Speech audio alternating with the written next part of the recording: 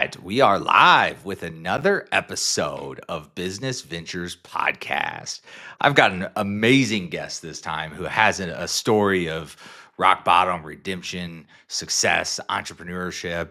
Tim Brown with the Hook Agency that is in multiple home service spaces. And I'm blessed enough to call him a friend and watch him rise throughout this. So, Tim, man, thank you for joining me on the show today. Awesome. Thank you so much, man. Thank you for letting me be here. I'm incredibly grateful. I hope I'll share something that will be useful to your entrepreneurial journey, the people watching, and maybe even be a little therapeutic if I'm sharing some of my story and Yeah. like what all happened on the way. People learn a lot about themselves by just talking about themselves. And, Yeah. um, that's a big part of it. But the true goal here, and I kind of started out this way almost every episode. So sorry if you're a viewer that hears this every time, but it's Business Ventures Podcast. So anybody that is just starting out in life, anybody that works for somebody else, anybody that owns a business that wants to scale, expand, or take that jump to entrepreneurship. There's lessons along the way, and different people relate to different people. So I've been blessed to have a lot of different guests that have stories of all kinds. But we don't know what it is that makes an entrepreneur. Is it nature? Is it nurture? What exactly is it? So I like to take a deep look into your life and allow you to tell your story more raw and real than you may have ever done before. So that's where I like to get started. I know you're in Minnesota now. Is that where you're from? Is that how you got started? Where'd you grow up at, Tim? Yeah. Yeah. I grew up in Corcoran, Minnesota, a little gravel road, about 30 minutes from here. I'm in Minneapolis right now. And gravel road, little house with three brothers, and a tiny little house. We were you each had a roommate. You had two brothers per room, and then my parents. It's a very close, tight house. Playing GI Joes on the rocks, but we had our own little pickup basketball game with just the four of us. So it was kind of a nice little built-in clique. And my brothers were all really cool, and I kind of got raised half by my oldest brother because my dad was like a workaholic. Still is. Actually, you know what? He's not. I just called him, and he's in the gym right now. So good There for you you, go. Pops. And he's getting over it, but he is, pretty successful. They have a $20 million sound and lighting event Wow. company. Um, I like to say I never was really given anything, so not no silver spoon. We grew up poor, but he busted ass. Like the last 20 years, him and my brother have built this company from like five speakers out of our garage, and I personally got to see somebody go out in their adulthood out of a established career as an electrical engineer, uh, and then turn into an entrepreneur, and like saw that risk, Yeah. and because he like walked away 2 years before he would have gained tenure or whatever, and to see that pay off for him. So it was a very good experience. And yeah, a lot of growing up in Minnesota, a little bit of growing up in Texas, 5 years or so, played in some bands, There you came go. back, finished college, just playing around a lot before that. So 24 or whatever, I kind of cleaned up my life. And that was a little early. Some people take a while to do that, but Yeah. I scraped some rock bottom pretty hard Perfect. towards the end of my I will call it a career, my first career. Your first Uh, career. There we go. I love it. my first career trying to do rock and roll, Oh you know? yeah. I just had Jeff Richfield on my last episode, and Yeah. I had no idea he's playing for like opening for Led Zeppelin in a band and like all Really? these rock stars back in the Okay. 80s. And it was funny because he was living in Hawaii at the time, and he's like, it's not because we were so good, it's because there was just nobody to open for big bands in Hawaii. But Oh then, man, that's pretty legendary. yeah, Excuse me. so I like to go like this. There's a lot here, right?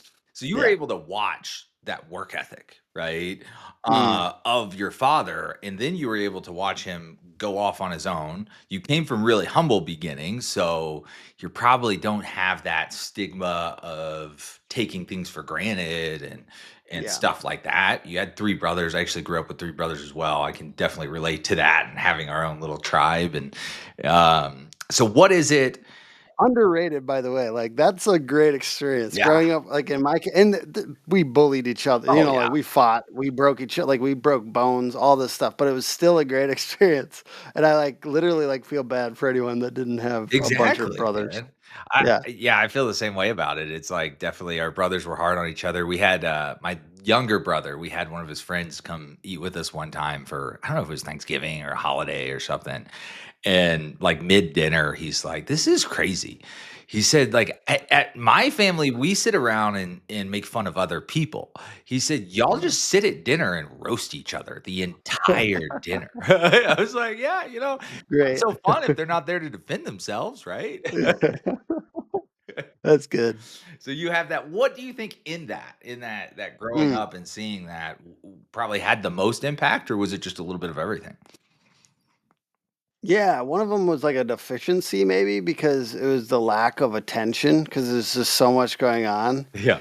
in our house, so, like, you had to do something crazy to get any attention at all, and so that's kinda built a little psychological quirk in me in the way I, like, try to get attention, and it's helped with our marketing and Yeah, all I mean, that, so that's what you're best yeah, at. If I was to say, yeah, Tim Brown's superpower, it is grabbing attention. You grab the thank you. most attention always from the minute. I think about you and your other Minnesotan, Dave Carroll. You 2 tend to grab the Yeah. most, attention everywhere you go.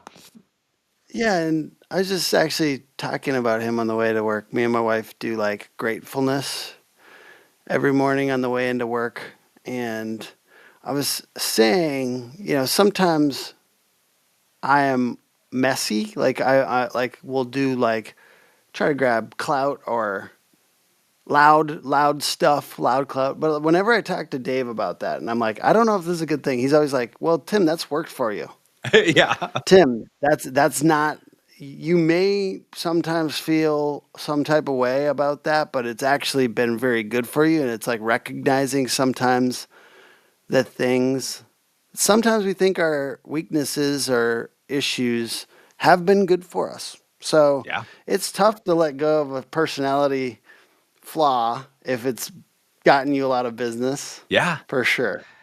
You know, sometimes our greatest strengths are our greatest weaknesses. You hear Yeah. that a lot, and how Yeah. we perceive ourselves is completely different. I know Dave gave me some advice on that before. He's like, "Alan, sometimes I think you're just too timid, right? You need to be more Mm. out there and stuff." And it's like, Mm. I try to I love my humility, right? I'm really humble. I was just raised that way. Um, so that could make sense. I feel the same way. I think what you do in putting yourself out there is a strength, and I think it's a superpower of yours. But also, you have an ability to show your intentions through that stuff, right? If Mm. you do something Yeah. messy, or if you say something that coming off from 9 or 10 other people, I would assume that they're messy or they have a negative intention. But I know your Yeah. intentions without even knowing you. I think you portray who you are very well, and so I think that can be so beneficial for you. You know.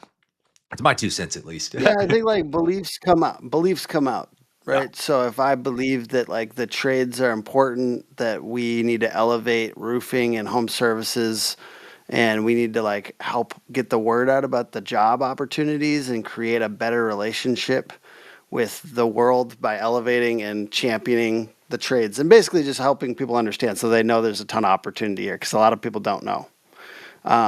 If that's my belief, then I can act confidently and kind of go crazy on whatever because I know that at the end of the day, what I believe is real, and that hopefully that the right people will see my heart. yeah, And I think there's a lot of people though are scared to put themselves out there, and I think part of it is like it makes you examine your yeah. core identity and your beliefs, and like when you're putting yourself out there so much, it's almost like you have to have a little bit more inward confidence over time. It Got isn't to. easy. I'm not saying it's like easy because every time, like when I first started to put myself out there, I was like, what if people find out I'm a fraud? It's like, yeah, they will, and then you'll grow, and then you won't be as much of a fraud anymore, and then you keep putting yourself out there and you learn. So there's really like not a lot of downside to putting yourself out. I mean, there's not a lot of macro downside to putting Yeah. yourself out there Maybe it's as just much. micro, just internal Yeah. shit, It right? hurts. Sometimes it hurts. Like the immediate feedback can be negative or things like that, but it's like we're growing something, dude. We're trying to grow a big business. We're trying to grow a legitimate small giant Yeah. that helps a lot of people.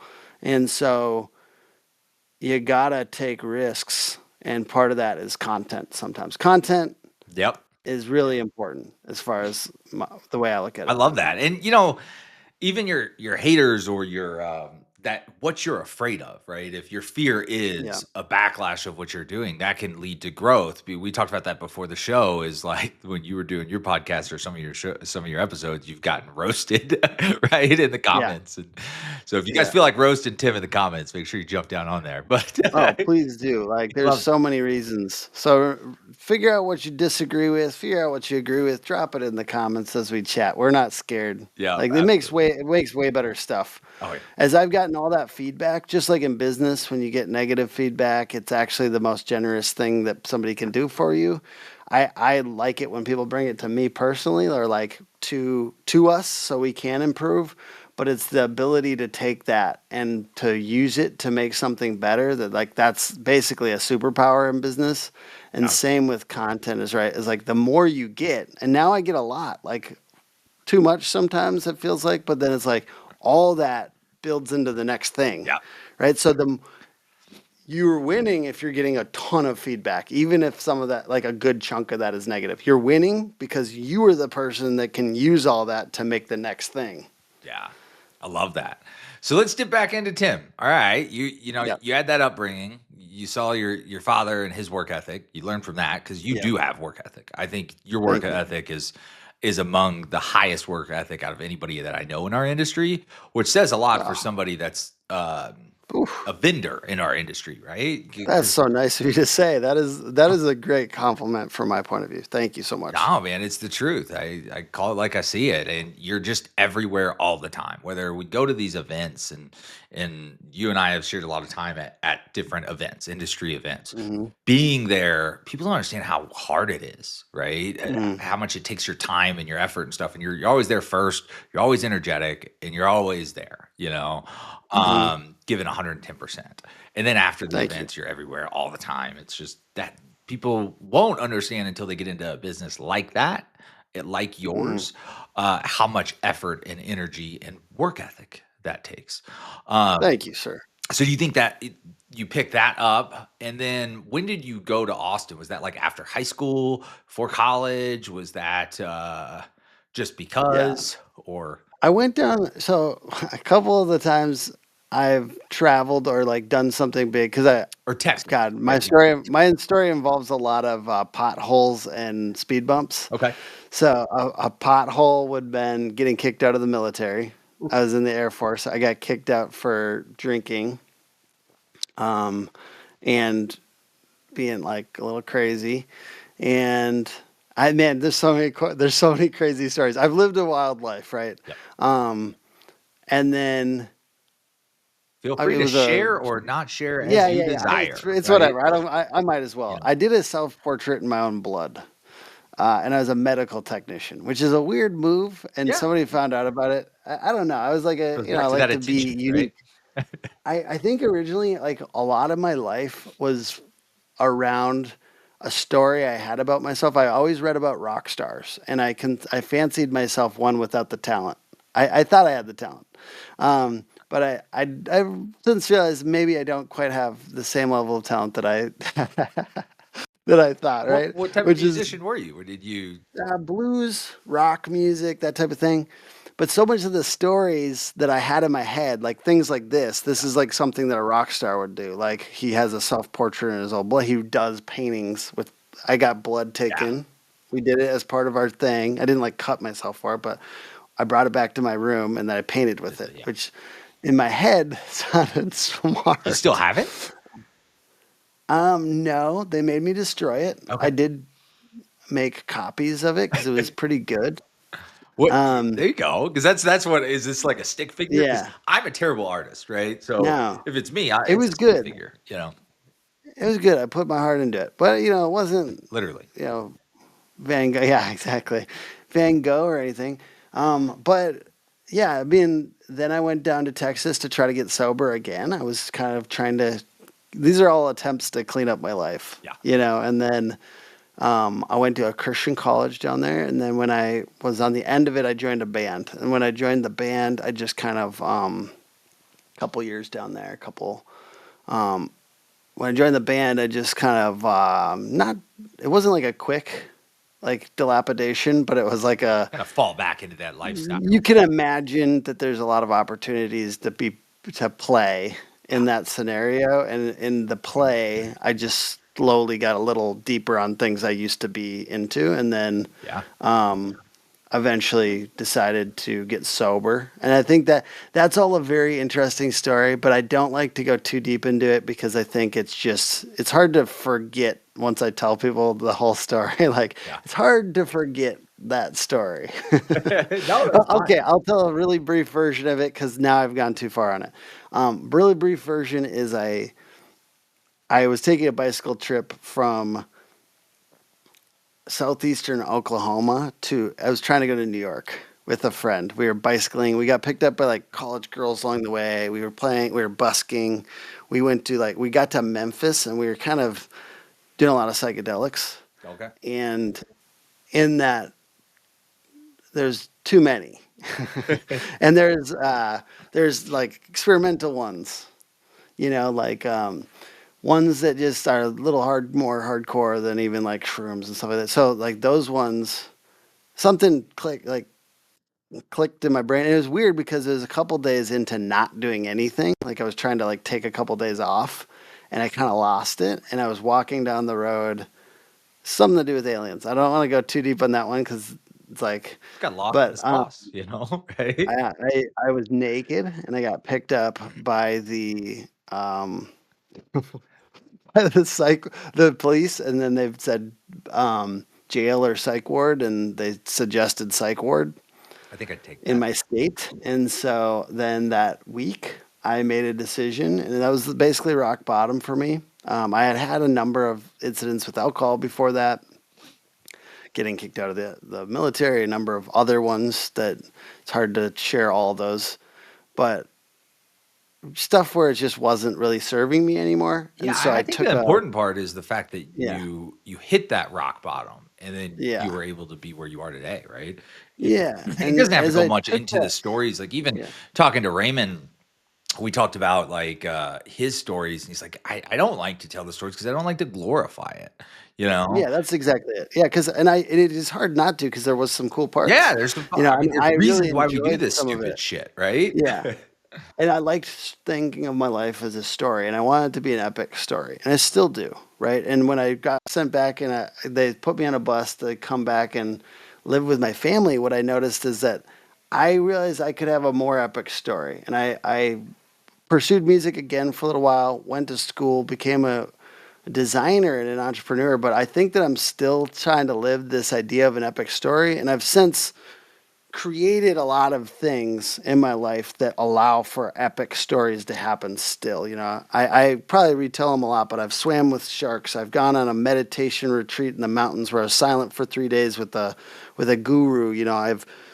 I'm going deep sea fishing with one of my favorite authors soon. Like I'm this summer, I'm super excited to go to Yellowstone and Bozeman, Montana, and do climb mountains and try to live my life as an epic story still. And I think that there's something about, in my case, it was holding me back, some of those things. And I think it's taken a little while to get to the spot where I feel like I still get to live an epic story without the assistance of things that make like everything feel epic sometimes, right? Yeah. And I think that I'm actually grateful for all that to happen. I'm sure some of the people that I slighted when I was doing all that probably wouldn't feel that way. It wouldn't be great to say it in front of them that I'm grateful that all that happened because I was definitely a little bit more of an ass in certain ways. But I just am happy that I came out of it and that sometimes you're not great. Sometimes you can't be grateful for stuff until like you get it taken away from you, Yeah. and you can't help anyone until you've had a rock bottom experience. Like I've helped a lot more people now. I share about this. I want to contribute to these causes. Like it matters to me deeply because like I needed help and I got help from people that had been through this before. And so it's hard to help anyone with anything if you've never been through it. Yeah. Right. So like it's in a way, I look at it, I have to look at it as like, I'm glad it all happened because I can help people now that went through similar stuff. And I still people, because I share occasionally openly about this, even though I'm not trying to speak on any like recovery community or whatever, but I am in 12-step recovery and I think you should too if you need it, by the way. And I'm Yep. not a Yep. preacher, but you know what I'm saying? If you need it. And then people do reach out to me sometimes and like I get to hear their stories of finding redemption, and I believe in redemption.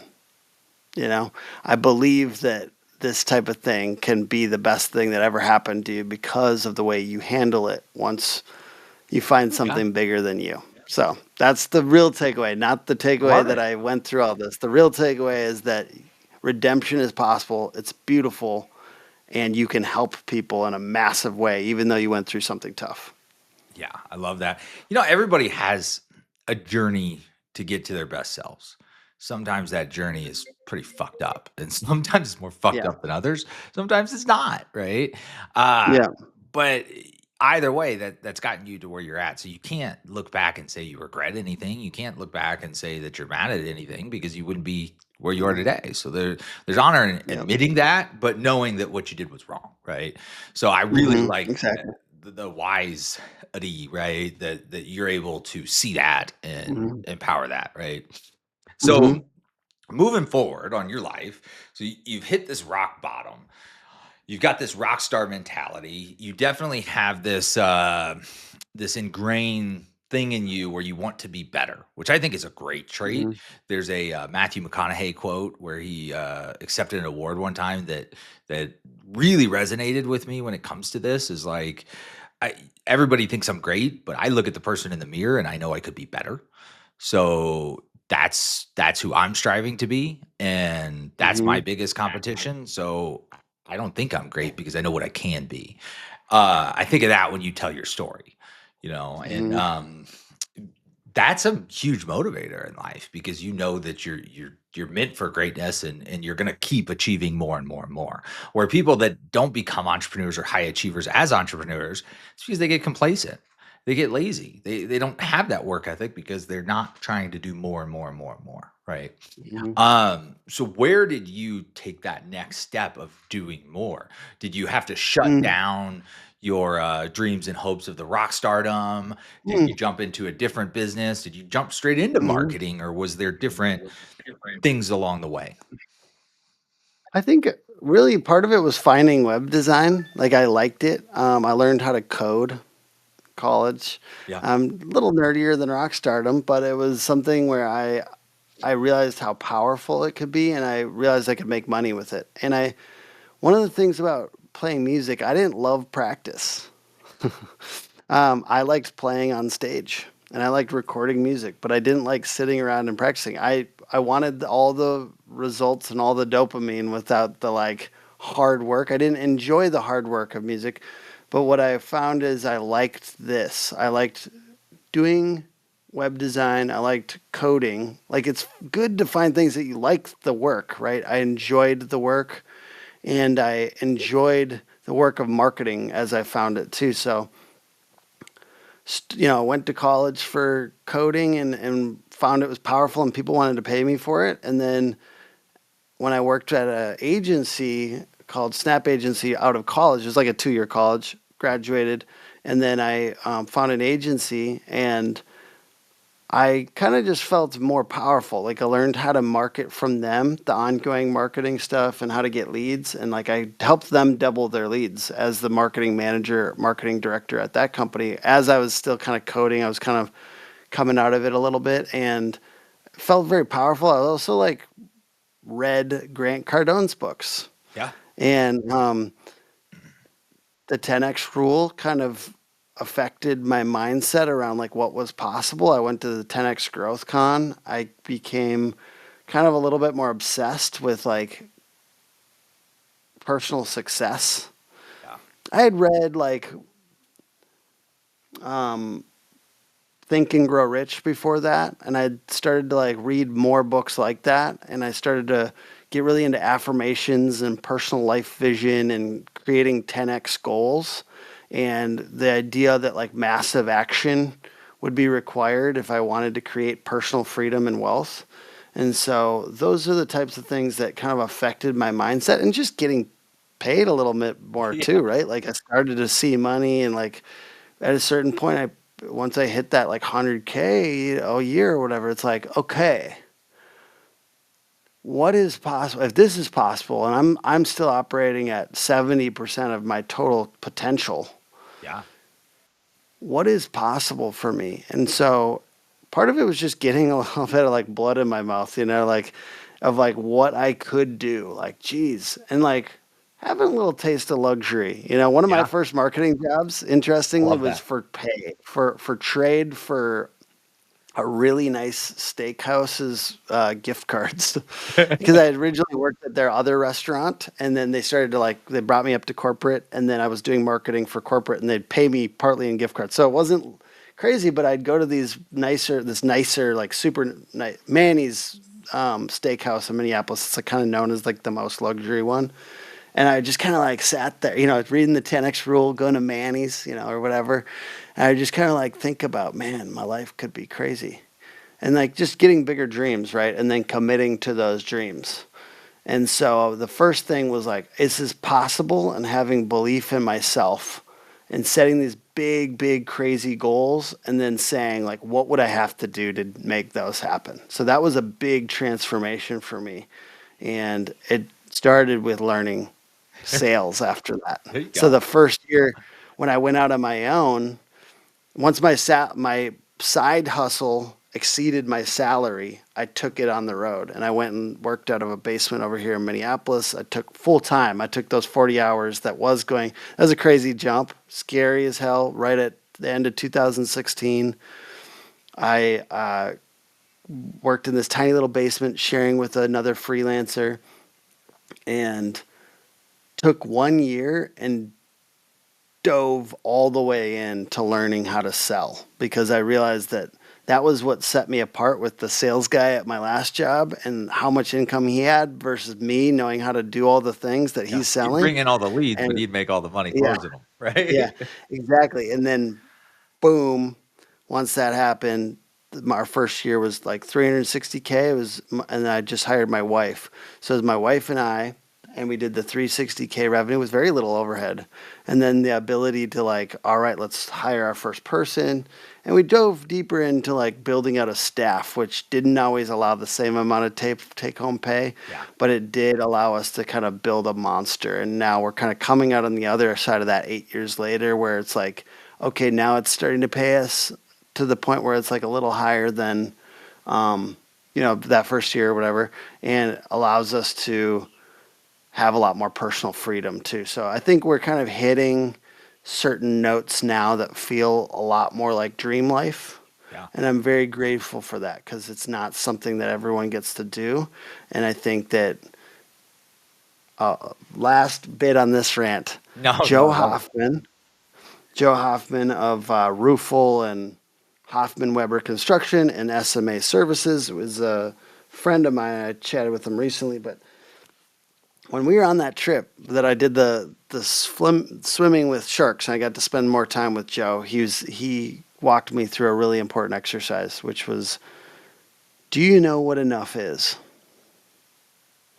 And specifically how much money is enough. And he walked me through that exercise, and I essentially came up with like 350 or 500 or something like that a year between my wife and I. And really, it's like 350, but I like to say 500. Anyways, the point is we already have enough, and I'm not trying to like brag or whatever. I know Yeah. that there's a lot of people make a lot more money than me, but the point is like once you have enough and you're starting to go beyond that, it's like recognizing that you might be pushing a little bit more for like personal freedom time too, and then also that you can be satisfied. It's okay to be satisfied.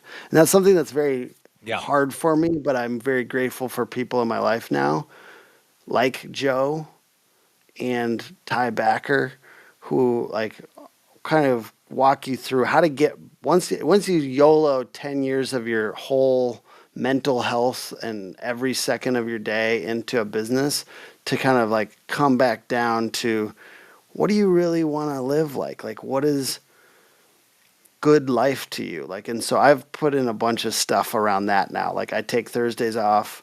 I take an hour every day during the workday to meditate, read, and journal. I do a lot more things that look soft now because so much of my job is leading people and being in a good mental state to do that. Yeah. No, I love that. I mean, for for an entrepreneur that is truly, truly like doggedly ambitious, right? That Mm, nothing is ever enough. You have to really love that self-sabotage because it hurts. It always hurts. Every growth mm, point hurts. Whether you're mhm, first starting out in your journey and you're leaving your business and your salary, that hurts. There's a lot of pain there, right? The stress of the sleepless nights of not knowing if you're going to be able to do anything, but the motivation of that, being able to pay bills because wow, you did it. And then the same thing with hiring staff and things like that in that growth journey. Uh, would you advise that to other people? There's so much advice out there when it comes to getting started and bootstrapping, right? It's like, do you staff up right away or do it all yourself right away? Or is there a certain point that you give advice that you would recommend people? And I know everything's unique to who people are, mm. but if somebody's watching Yeah. this and they relate to you, then maybe they take your advice and this is why you staffed up earlier than most people would have. Mm. Yeah. I don't know if I would do it the exact same way that if I did it again. I think I romanticize the idea of a large staff. I think I made it out to be success. I think that you got to watch that. I think that a lot of people shoot themselves in the foot that way. I certainly decreased my profit Yeah. in that way. I felt like it was a differentiating feature to have a large in-house staff at our marketing agency compared to some that don't, that kind of like white label everything and stuff. But my main thing is that I believed that at the time. I think I probably would do it a little differently if I was just more conscious about profit. Yeah. Um,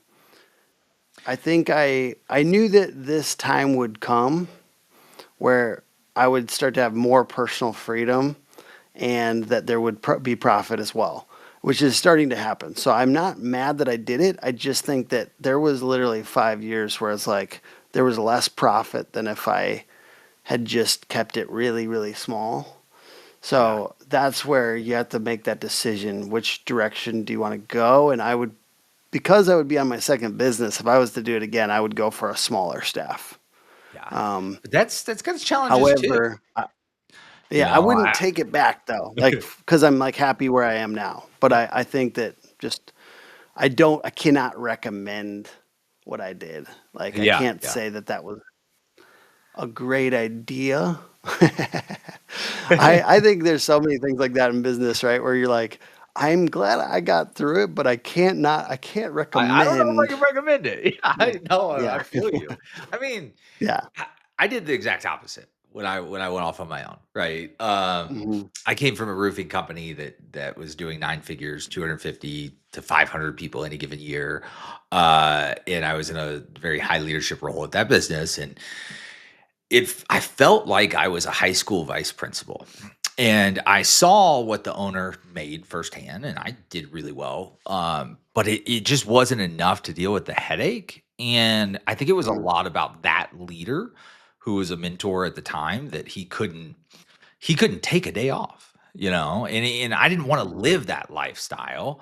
So yeah. I wanted to start a business with a lot less people doing more money, and and I thought that was the way. And then as I look back upon that journey, um I kind of wish I had more staff so I would have had more Mm, freedom. And I think I probably wouldn't have exited as fast as I did, because if I would have waited just 2 years to exit my roofing company, I would have got one of those private equity big deals, But mm. I'm very happy with the way my life went, obviously. But, Yeah. there's It's okay no to I think it's moral okay of to it. have regrets too, though. There's Like, no, I have a competitor that sold for, I don't wanna, like, put his business out there, but, 8 figures plus, yeah, and I would have humored that conversation much longer had I known what was possible yeah, when that buyer came to me, right? Like, it's okay. I'm okay now having like light regrets sometimes when appropriate. you know, I think it's just better than for my decisions in the future. It's not like I beat myself up about anything. It's just I'm going to note that so that my decision making in the yeah. future gets better. I love that. There's many different ways to run, grow, and scale a business. That's what it means Yeah. to me. And Yeah. you're always going to romanticize the way you didn't do it. You're Yeah.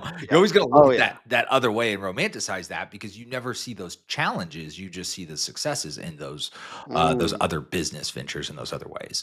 So that's a great. tell me, Hook, was it Hook to start with? Did it eventually become Hook? And then what was your growth like finding your niche? I mean, when we talk about marketing, you started in food, right? Doing some steak Yeah. ads. How did Yeah. that get to roofing? Yeah. As far as the name goes, just to like get into that for a second, I was down in that little basement office walking around with my cell phone. A competitor called me. Yeah. It's always scary when a competitor calls. Who calls me? Ooh, You're talking to him. He's like, giving me advice. It's one of those situations. How a competitor's giving you advice, you're kind of taking it with a grain of yeah. salt because they're like Yeah. kind of antagonistic, but they're kind of trying to help supposedly. But he said, your company name, which had my name in it at the time, Tim B Design. You can immediately see why it's not good. But he said, hey, like if I was to ever buy you, that wouldn't be as useful to me unless you had a name that didn't have your name in it. He already sounds douchey And because he's like, yeah, it even was. you It was. below, And right? If I was to he'd buy always you, call me up and be like, "What's your pricing right now?" Like he's like, it's such a funny.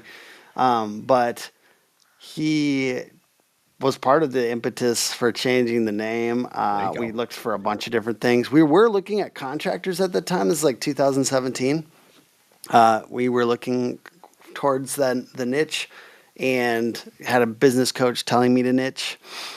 But we were looking at some contractor focused company names, but I felt like it felt like a little generic-y to put contractor stuff in there, and I didn't want to be like the like toasted O's of the industry. I wanted to be the Cheerios. Yeah. So that's why we didn't go with like a contractor or roofing or anything in the name.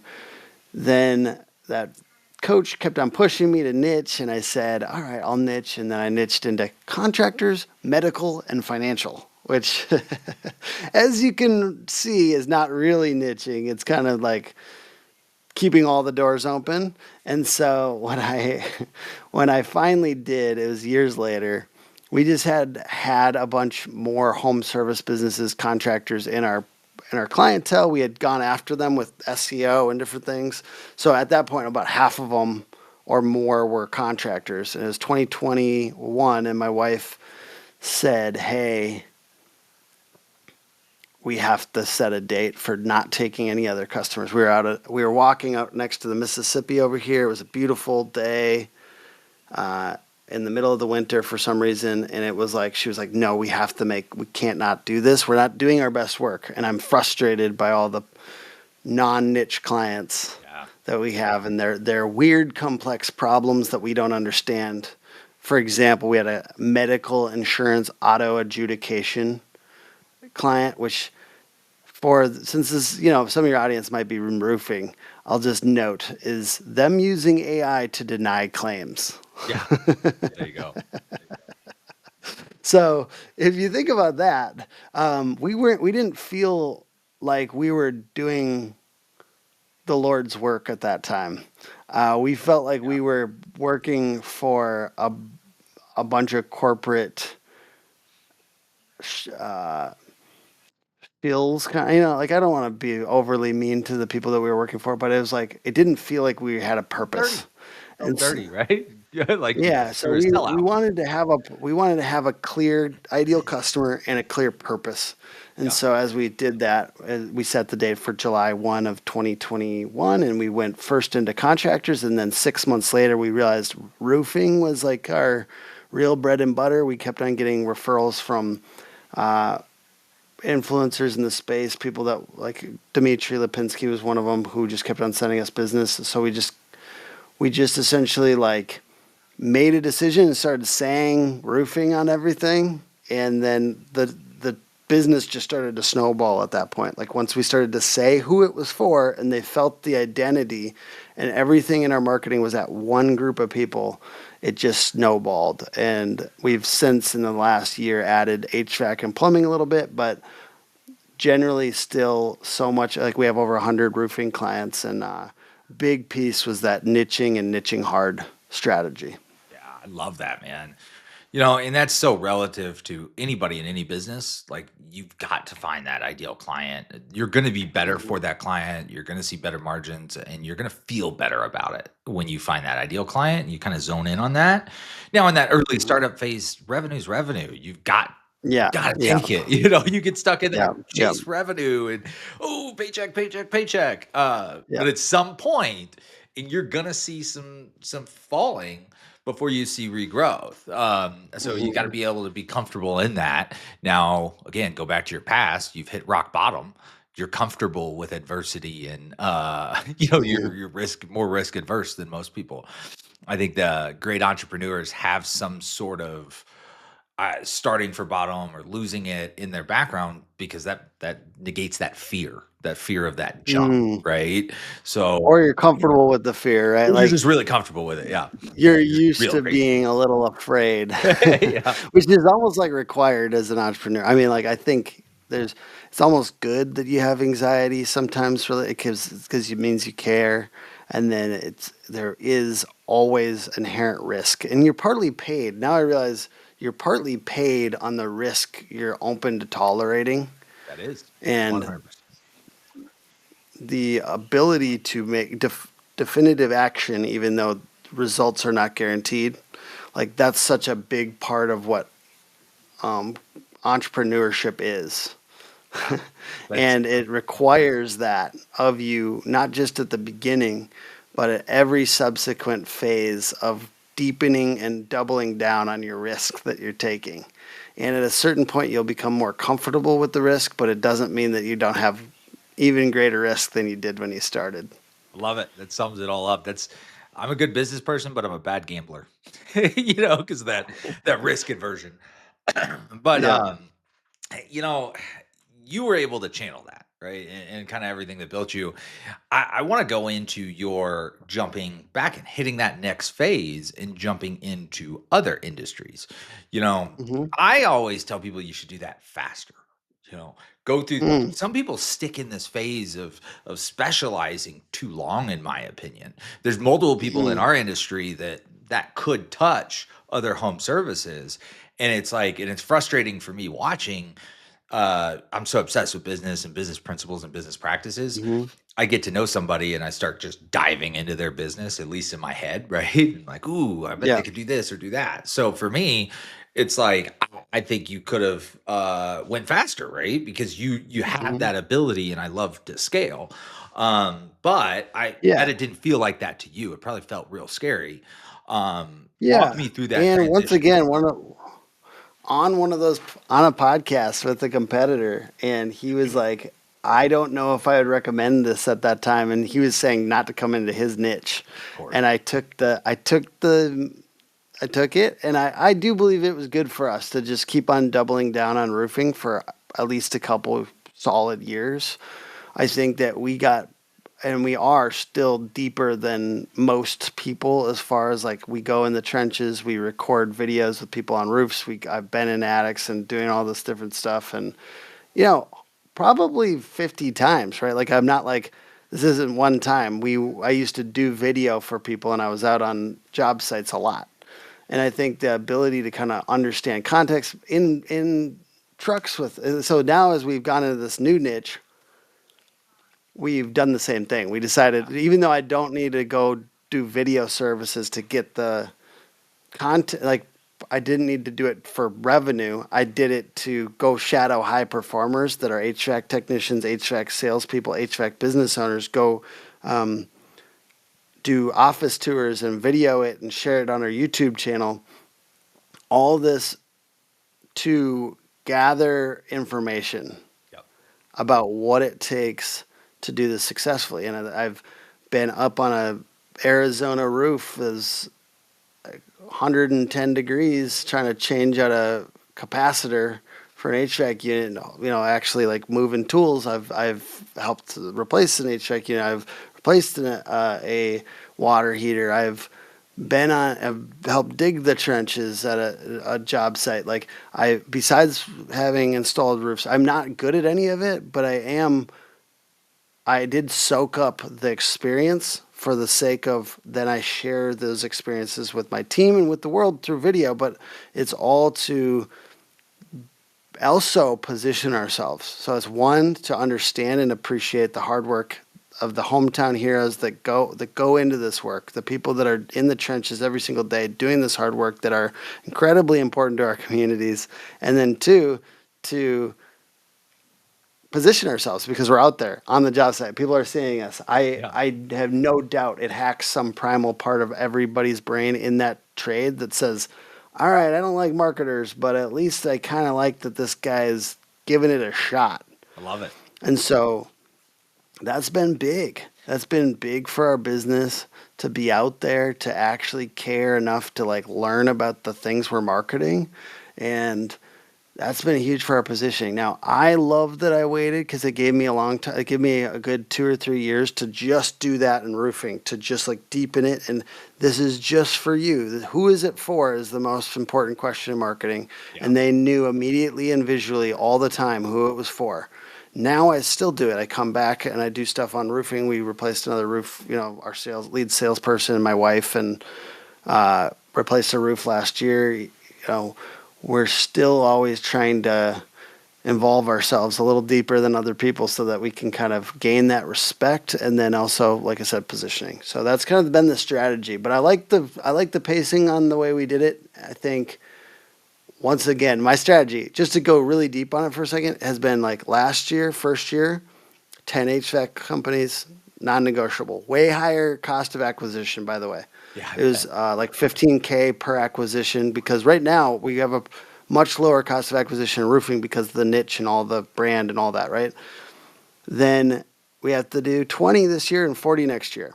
We're almost at 20. So it went really quick for some reason. Like once the ball starts rolling in a niche because we take such massive action, it's going much quicker. And then I have no doubt that we'll get to 40 next year, and I'll also be starting plumbing hardcore. So that's kind of been my mode, is like blitzkrieg No, on you're marketing great at it. You really are. to the You've got point that where, yeah, experience. they might not be able to get me out of their head, because they saw me so much. And then some of my competitors hate me. Yeah. Well, so if you don't know Tim Brown, you definitely need to look him up and go look at his social media. Yeah. But he is the one marketing agency owner that will go do your job with you, right? Yeah. And he's got Yeah. videos of it, and Yeah. that's really cool because, like you said, there's so much value in that. Your knowledge is power. You have to know and truly know what it is they're doing to get attention for them and market them properly. And I Mm. think that's huge. Um, Another I could talk thing. about that for a while. Like that's an interesting topic, I think. Yeah, practicing what you preach is huge to me. Yeah. You've been like just pounding that from the rooftops as long as I've known you, Yeah. is Yeah. like, look at how I market.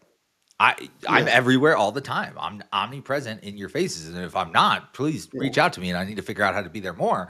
I rank of the top of this and that. So you're practicing what you preach. You're eating your own Mhm. dog food or drinking the Kool-Aid, whatever it is, right? You are right there. And so it's like if you know how to Yeah. put your company in front of the right audience, you know how to put their company in the right audience. So Mhm. there's a lot that encompasses that growth. And it's funny hearing you say it 2.5 years. It goes back to, like, life is long when you live it, but when you look back on it, Mhm. it's very short.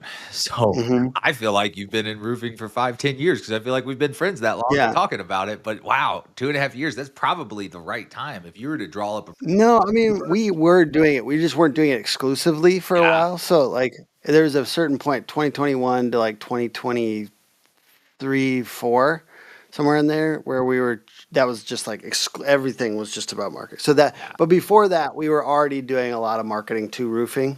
So, if you recall, like, it's probably like 2019, 2020 when we started to like go a little harder there. So that's why it feels like longer, is because we were just doing it with the other marketing that we were doing. that And then makes eventually, once you put every single waking minute into one niche, though, it starts to like really go further, because we talk about it like people, so many great ways to put this. Like Joseph Hughes puts it, 5 Mile Famous, Jim Aline, formerly of Roofer Marketers, put it like omnipresent approach. yeah, I call it the 5 times rule.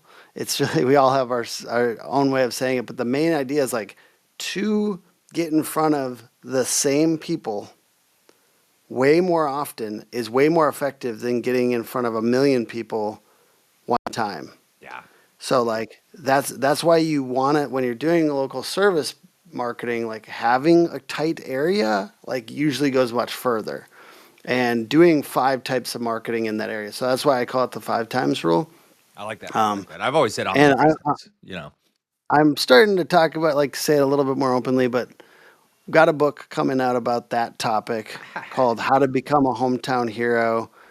And it's coming out on August 1 of this year. I'm going to probably do a little push on it to get the PDF version of it out there on July 1, if anyone wants to be part of that with me. But um, yeah, it's like coming down quick. It's got 28 experts in it, including like Tommy Mello and Marcus Sheridan, Love it. who's one of my favorite authors, and then Martin Pettigrew and Ty Backer and a bunch of other people that I deeply respect that will be part of that book. And every single chapter has like a business owner's take at the end that will be like sharing on the same topic. So the main way to go, Reaffirmation, I'm right? bringing it to market is like audiobooks, so you actually hear their Yeah, yeah, voices and stuff. love it, love it. I love that, idea. So, I think there's a lot to gain from this, and Tim Brown is here. Definitely reach out to him if you want to know more. I want to skip to my favorite segment of these shows. I don't know if you know that Sure, I do let's do this, it.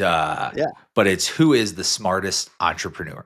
So, yeah. kind of taking a lot of the value that you see with game shows like Who Wants to Be a Millionaire. And so what Sure. I did is I took your bio and partnered with AI and had it create 5 multiple choice questions. Perfect. You get a couple lifelines, so you can phone a friend. Yeah. You can do the 50-50 where you All right, I erase got my 2 of phone the ready. answers, whatever you want. Um, and, we jump in and we have some fun with it. It kind of breaks it up, Perfect. and then we'll Sounds close super out the fun. show. So, let's go ahead and get started with who is the smartest entrepreneur? Dun-dun. All right, let's pull these up. And this is like, so my previous podcast, like I had this segment as well, but it was really tough because I had to go like Google you, research you, find where you came from, your stuff, come up with these questions, find the answers, and now I spit your bio into chat and it's done in 2 seconds. So it's Yeah. one thing that's made it a lot easier for me to do a Yeah. podcast. Yeah. All right, let's go ahead Absolutely. and get started. So, number one, what percentage of users typically leave a website if it takes more than 3 seconds for that website to load? Is it A, 25%, B, 40%, C, 53%, or D, 68%? Oh God, I bet it's like C or D. I'm gonna lock in. I'm gonna lock in C. You're going to lock in C, 53. So you're thinking Yep. 53 or 68, but you're leaning towards 53. Yeah. Is that your final answer?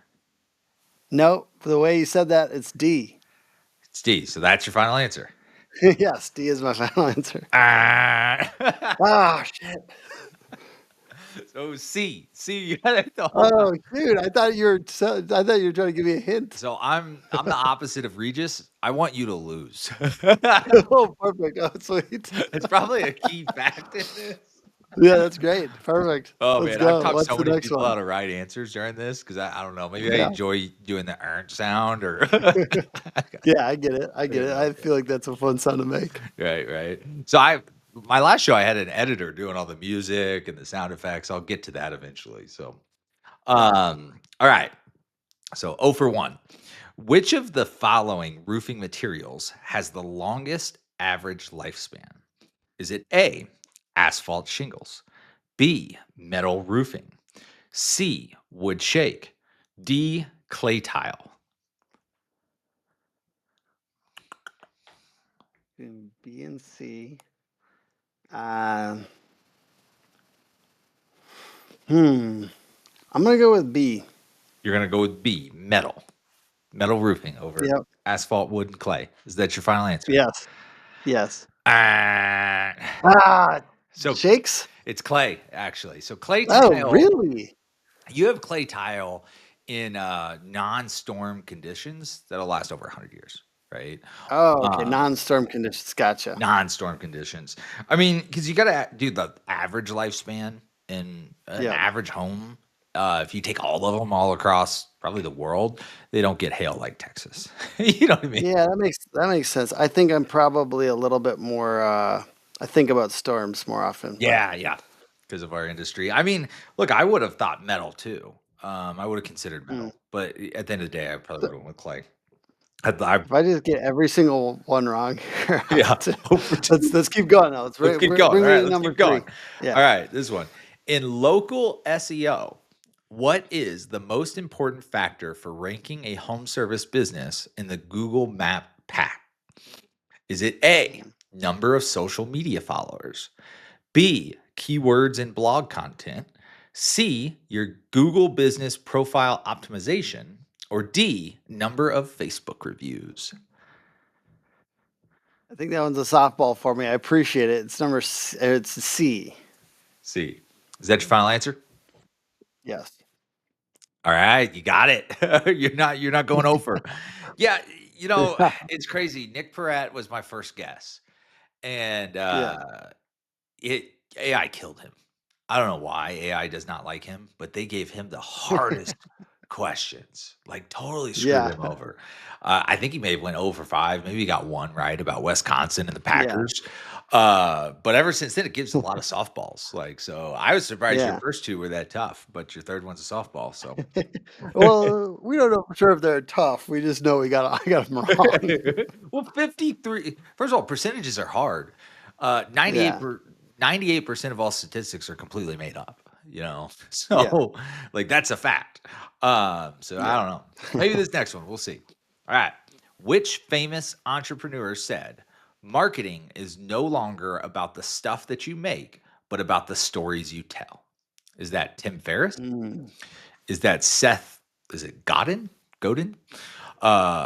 Gary V or Simon Sinek? Simon Sinek? Ooh. Am I pronouncing their names It's wrong? definitely yeah, it's Godin and Cynic. But I think yeah, it's definitely between B and D. So I'm you're, gonna think- go with B. so you're thinking it's between Godin and Sinek. Really, Yeah. the only two I don't recognize. Um, so you're going with D or B? B. B. Is that your final answer? Yes. All right, you got it. All right, Yeah. two so far. On to the last one. Okay. In 2023, which digital ad platform generated the most revenue globally? Was it Facebook, Was it TikTok?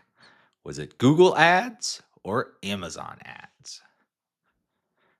I'm gonna guess C. You're going to guess Google C. Ads. Google. 2023, Google was the top, not TikTok taking over. Yeah, I think it would be like if it wasn't that, I could see Amazon or what was the other one you said? Facebook. I definitely could. It would be like between Facebook Facebook and Google. 2023 was hot. Yeah. Yeah, I would give it to Google though. Give it to Google. Final answer. Yep.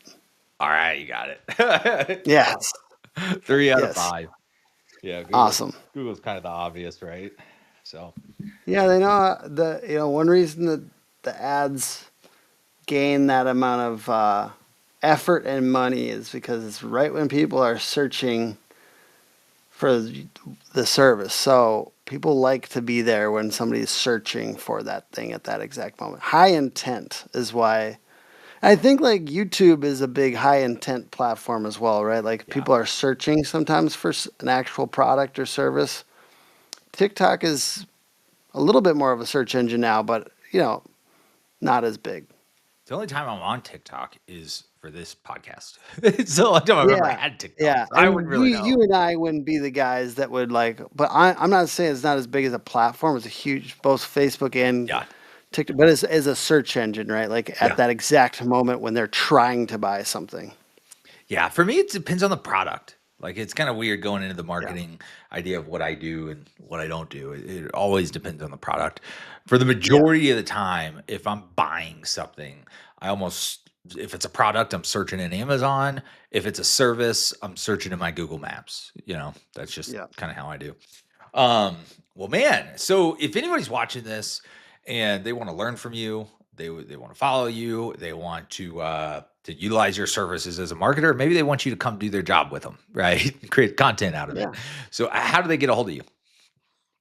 Yeah, check out facebook.com/invigorated is my personal profile. And then maybe follow us on YouTube at Hook Agency.